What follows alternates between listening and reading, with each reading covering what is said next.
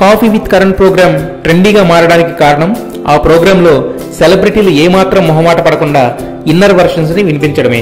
ఈ programme season 5 కి scene సినిమాలో వెంకీతో జతకట్టిన ట్వింకిల్ కన్నా తన భర్త అక్షయ్ కుమార్ తో కలిసి వచ్చింది.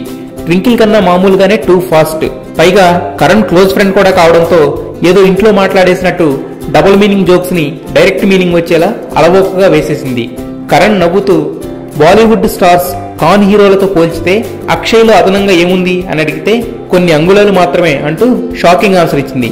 పైగా కరణ్ తో అక్షయ్ను అక్కడ చూడాల్సిన పని లేదు, నేను చెప్పింది కాలు పొడుగు గురించి అంటూ ఆ బూత్ కు కంటిన్యూషన్ తో క్లారిటీ ఇచ్చింది.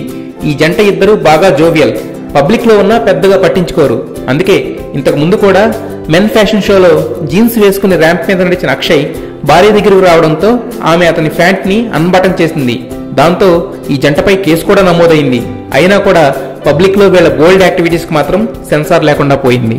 అప్పుడెప్పుడో అంతగా పాపులారిటీ లేని టైంలోనే పవర్ స్టార్ ఇండస్ట్రీ హిట్ సినిమా అత్తారింటికి దారిలో ఐటెం సాంగ్ ఆఫర్ వస్తే అవ్వా నేనా ఐటెం సాంగ్ అంటూ రిజెక్ట్ చేసింది అనసూయ. అయితే